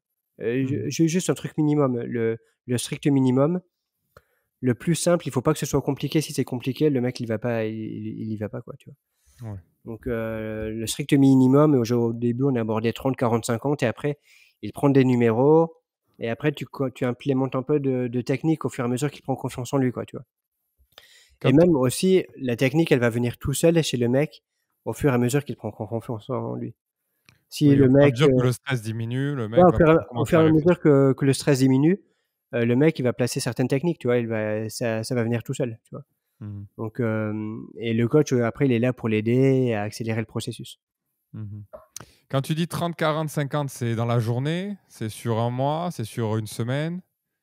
Et Le plus c'est sur un court temps, le mieux c'est. Donc pour moi, tu peux en aborder une quinzaine la même journée. Si déjà le mec, il aborde 15 inconnus, la même journée, c'est c'est incroyable. bien. Mmh. S'il a jamais abordé un inconnu avant, en aborder 15, waouh, c'est merveilleux, quoi. Ouais, OK. Est-ce que toi, tu mens beaucoup, du coup? Hem Et j'essaye de mentir un minimum. Mais c'est vrai que quand je ramène des filles qui ont 20 ans, 21 ans, je vais pas leur dire que j'ai 34. Ah Donc, ben donne-nous ta technique. je mens sur l'âge, hein, tout simplement. Donc, après, j'essaye de leur dire rapidement au début de la relation, tu vois. Mhm. Mais en rigolant, tu vois, tranquille. Après, voilà, si c'est des filles d'Europe de l'Est, même si la fille, elle a 18 ans, 19 ans, je peux lui dire que j'ai 34. C'est moins Après, en important. France, si elle a 21 ans, je vais lui dire que j'ai 29, par exemple, tu vois. 21, 29, c'est ça, Ok, donc ça reste la tu vingtaine. donnes, tu donnes ton âge. Oui, oui, ouais, parce que de toute façon, souvent, il y a des filles, je les revois pas. Donc là, j'ai passé un mois en Ukraine, mais juste avant de venir en Ukraine. Mhm. À un moment, j'ai abordé une fille, elle était encore vierge, c'était une américano-ukrainienne qui habitait aux États-Unis, Mhm. donc culture américaine. Elle m'a demandé mon âge et je lui ai dit j'ai 29, elle avait 21 ans. Et elle a réfléchi 2 secondes, elle a dit ok, c'est bon, tu vois. Et donc 21-29, et directement on est allé à l'appart, et là encore, ça s'est joué en 25 minutes, 30 minutes, c'était bon, quoi. Si jamais je lui avais dit 34, elle serait dit ouais, 34 et 21, c'est trop gros, tu vois. Ok. Donc, et après, une fois que tu as couché avec la fille, que tu as couché 2, 3 fois, tu peux lui dire la vérité. Ouais. Elle te pardonne, quoi. Ok. Moi j'aime bien dire tu me donnes quel âge et souvent elles donnent moins Ouais, et, top. et je leur dis ouais c'est ça. Comment t'as deviné, tu vois? Ouais, très bien, ouais. Ouais. Ouais, sinon, moi, je dis, ouais, si la fille me dit, ouais, tu as quel âge? Je dis, ouais, je sais plus trop, j'ai entre 13 ans et 30 ans, je sais plus exactement, tu vois. Alors qu'en réalité, j'ai pas entre 13 ans et 30 ans, j'ai 34 ans. Mais du coup, imagine, toi, tu abordes une fille de 20 ans. Si tu lui dis, ouais, je sais plus trop, j'ai entre 13 et 30 ans, je crois. Et la fille, elle va se dire, ah, ok, il me dit entre 13 ans et 30 ans parce qu'en réalité, il est plus proche de 30, donc probablement il a 29 ou 28. Et il veut pas dire qu'il a 29 alors que moi j'ai juste 20 ans. Alors qu'en réalité Oui, j'ai 34. Donc je dis ouais, tu voilà. mets 20 tu ans, mets 29 ans, ça marche, toi. 20 ans, 29 ans, ça marche. Par contre, 20, 34, en France, pas forcément. ouais. Non, en France c'est plus compliqué les écarts d'âge, Ouais, clairement. grave. Euh, du coup avec tout ça parce que dans ton discours, quand même, il y a beaucoup de techniques, beaucoup d'anticipation, entre guillemets, de manipulation, tu vois, tu essaies, enfin, manipulation. Où est-ce que justement tu places, toi, dans ce que tu fais, dans ce que tu proposes avec les filles, la manipulation et l'aspect naturel et spontané de la chose? Est-ce que c'est mal, c'est pas mal? Comment tu te... Par exemple, s'il y avait des femmes qui nous écoutaient là aujourd'hui, Hmm. tu vois, qu'est-ce que tu aurais un peu à leur dire pour pas défendre ta pratique, mais tu vois, pour mettre un peu d'humanité, entre guillemets, dans la rencontre, tu vois. Ouais, non, mais ouais, je t'avoue, c'est un gros challenge pour moi. Parfois, moi-même, je me pose des questions, tout ça. Je me dis, attends, mais comment améliorer mon karma, tout ça. Enfin, est-ce que c'est vraiment. Euh, mais ouais, par exemple, si comment je mets de l'éthique et de la moralité. Bah alors là, je trouve que ça, c'est un petit mensonge. Je trouve que l'âge, c'est un petit mensonge. Et après, pour le reste, beh, c'est vrai que souvent, je vais enjoliver la réalité. Si la fille, elle me dit, ah voilà, je vais pas lui dire que j'ai abordé 5-6 filles le même jour, quoi, par exemple, tu vois. Mhm. C'est pas un truc que je peux lui dire. Euh, donc, pour moi, en fait, sur ça, je crois que tu es obligé de mentir. En fait, tu peux pas dire, ouais, avant toi, j'en ai abordé 10. Alors, peut-être que ça peut marcher, tu vois. Peut-être que tu peux lui dire, ouais, j'en ai abordé 10 en espérant que la fille, elle te croit pas, quoi, tu vois. Mhm. Elle se dit: «Ah voilà, il se moque de moi», quoi, tu vois? Mais, après, ouais, le problème, c'est quand la fille, elle tombe amoureuse de moi, alors que moi, je tombe amoureux d'elle. Moi aussi, je peux tomber amoureux d'autres filles, tu vois? Donc, comment gérer cet aspect-là? Hem, mais c'est assez compliqué. Donc moi, en général, je vais arrêter la relation assez rapidement avant qu'elle s'attache, tu vois? Je vais arrêter la relation avant qu'elle s'attache, voir si elle est vierge. Je vais pas franchir l'étape de la dépuceler, quoi, tu vois? Si je vois que Ok. la fille, elle est très romantique et vierge, j'y vais pas, tu vois? Si je vois que par contre elle est juste vierge et qu'elle va pas tant s'attacher que ça, OK, tu vois? Ok. Mais, si, je vois qu'elle va s'attacher et que moi-même je suis super amoureux et que je me dis que ça peut durer, des mois et des mois, ben ouais, là pourquoi pas. Mais si je sais que ça va juste durer, 1 semaine et après je vais me tirer ailleurs, je préfère pas de la dépuceler, quoi, tu vois? Il y a des filles qui veulent se dépuceler avec le mec avec lesquels elles vont se marier, tu vois? Donc souvent ça arrive en Europe de l'Est et voilà. OK, tu me dépucelles, mais après voilà, je voudrais qu'on se marie, tout ça. Ça, parfois tu as tellement envie, mais au niveau moral, je peux pas, quoi. Ouais, je peux pas. OK, J'aimerais, mais je me l'interdis, quoi. OK. Et quand tu bon, déjà, quand tu sais que ça va pas aller plus loin, tu le sais, pour quelle raison? Enfin, comment tu fais ton choix? Et si tu décides justement d'arrêter la relation, assez rapidement, tu t'y prends comment? Si je décide d'arrêter la relation rapidement, Ouais, je m'y prends comment? Hem, alors, je vais pas dire à la fille qu'elle m'intéresse pas, je trouve que c'est trop cruel, ou je vais lui dire: «Ouais, en fait, je vois d'autres filles». Hem et je vais plus lui dire que, j'ai des problèmes personnels à régler, tu vois? J'ai des problèmes personnels à régler, hem et je vais plus lui dire un truc comme ça, tu vois? Je vais lui dire: «Voilà, j'ai besoin de me recentrer sur moi-même, je dois régler des trucs personnels, pour l'instant, c'est pas le moment de commencer une relation», tu vois? Donc mmh ouais, j'essaye de faire en sorte que ce soit le plus facile à vivre pour elle, quoi, tu vois? Je vais pas lui mmh dire: «Ouais, en fait, depuis que je t'ai vu, je me suis tapé 3-4 filles», elle le prendrait trop mal. J'ai envie qu'elle en tire la meilleure expérience, tu vois? mmh. Et Tu dirais tu avais une question avant ça, c'était quoi? ah, je me souviens plus. OK. Tu dirais quoi à une fille qui te dirait, qui t'accuserait d'être un manipulateur et un connard?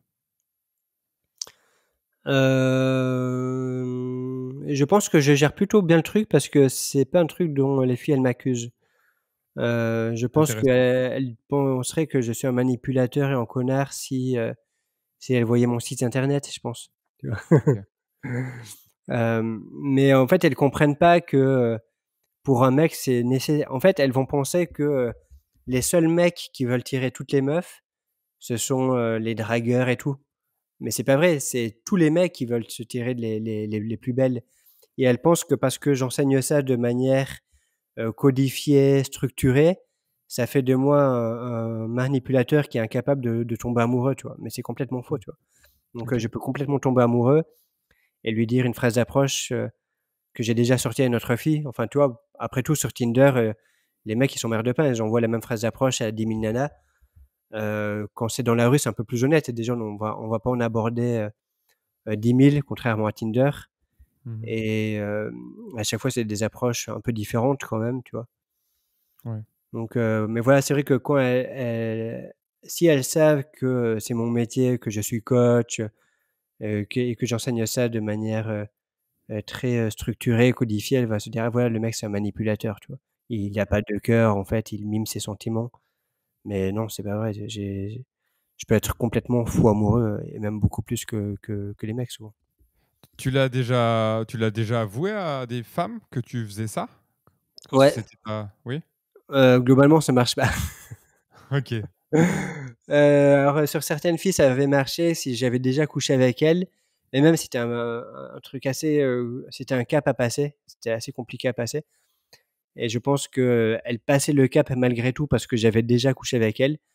Hem et après, non, il y a des filles, je pense que, si les filles il y avait certaines filles, j'avais testé de leur dire avant d'avoir couché avec elles, je me suis dit: «Allez, boum, je vais être honnête 100%». Malheureusement, ça marche pas.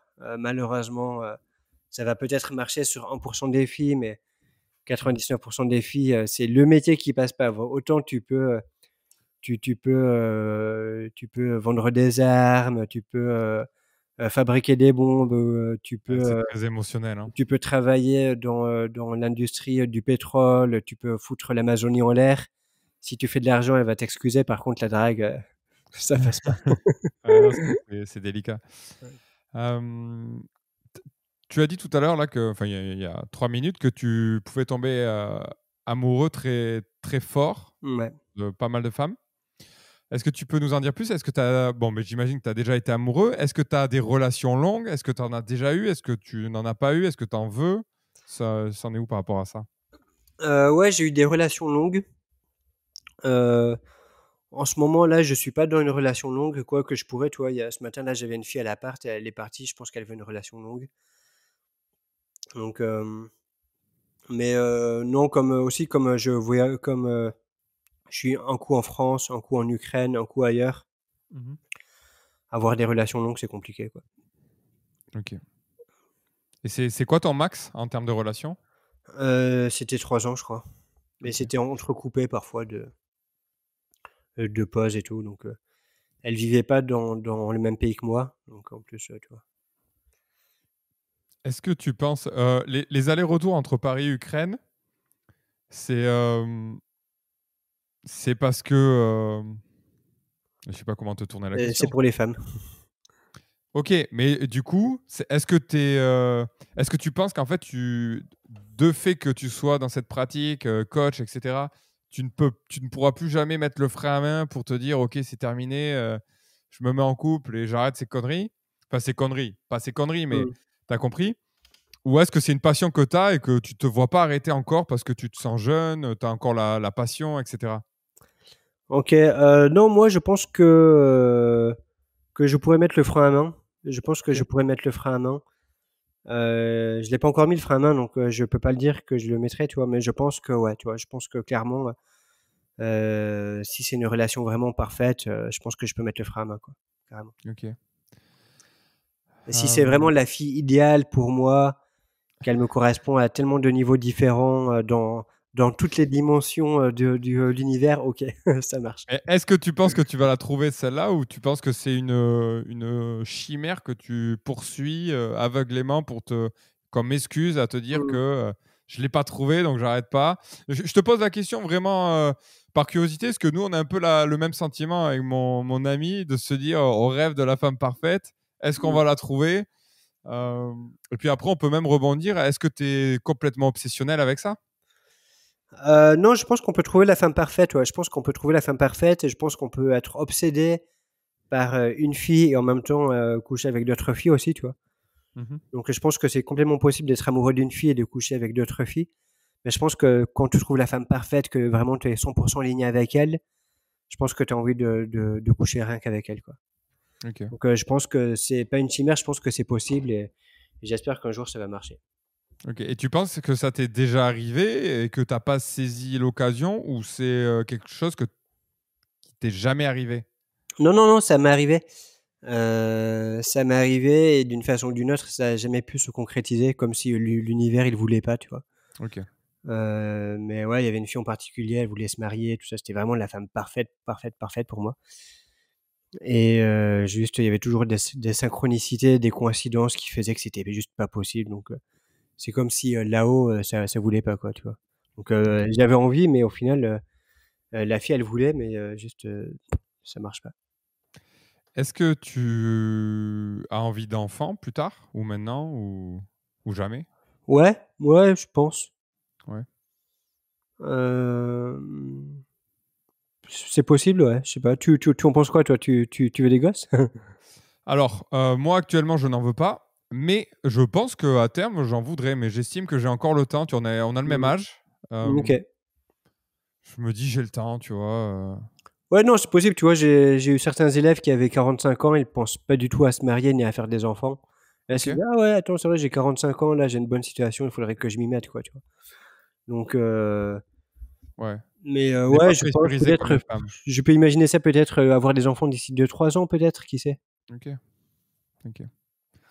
Euh, Tu t'as parlé en début de podcast et un petit peu maintenant, tu fais souvent des allusions à la spiritualité. Ouais, Euh, ouais. Est-ce que tu peux juste rapidement nous dire un petit peu pourquoi, a priori, t'es spirituel ou en tout cas tu as cet attrait pour la spiritualité? Ouais, alors, je suis pas du tout dans une religion ni rien, c'est vraiment pas mon truc. Mhm. Par contre, je suis très porté enfin, il y avait ma mère quand elle était jeune, elle faisait du spiritisme, des sorties hors du corps. Souvent j'ai vu des médiums. Quand j'étais en cours à l'IFHE, alors, ça va paraître trop dingue pour beaucoup d'auditeurs, mais, j'avais un professeur reconnu, il a reçu une décoration de Jacques Chirac et tout, à l'époque. Hem Et donc l'hypnose, il y avait un lien un peu entre l'hypnose et le monde spirituel, la loi d'attraction. Voilà, ce que tu penses, tu peux le créer. Ça peut arriver dans ta vie donc c'est vrai que j'ai vu des trucs de dingue. J'ai vu vraiment des trucs de dingue, qui me disent: «Ouais, il y a vraiment un monde énergétique» et je pense qu'on a vraiment une âme. Je pense qu'on a une âme, qui vit, dans un corps et qui on est vraiment. C'est pas notre corps qui est là juste pour 70 ans, c'est notre âme qui est là éternellement. Donc, et je pense que d'ailleurs, la femme parfaite, c'est une fille qui va résonner au niveau de ton âme, que ce soit âme sœur, flamme jumelle. Je pense que souvent aussi, quand on se réincarne, on va croiser des gens avec qui on a vécu des vies passées, tout ça.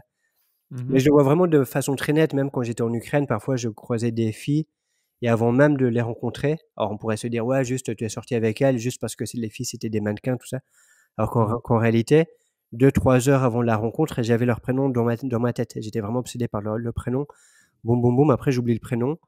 Après, je passe la nuit avec une fille. Elle me dit, ah oui, je m'appelle comme ça. C'était plus le prénom que j'avais en tête. Donc, je pense vraiment qu'on a une âme qui est au courant à l'avance des rencontres qu'on va faire et tout ça. Et pour avoir fait des études d'hypnose, où c'est pas seulement l'inconscient, mais ouais, c'est un peu comme si tu voyais des sorciers modifier la météo sous tes yeux. Enfin, vraiment, j'ai vu des trucs hallucinants. Mon père, il traînait avec des chamans aussi. Donc, je sais il y a un monde spirituel. Et d'ailleurs, les coachings que je prends maintenant, c'est pas des coachings de drague pour moi, mais c'est plus au niveau spiritualité, âme sœur, flamme jumelle, pour enlever certains blocages, pour justement trouver l'âme sœur, quoi, tu vois. Ok. Est-ce Et que tu aurais des... Ah, vas-y, vas-y. non, non, non, je disais juste que voilà, c'est des trucs.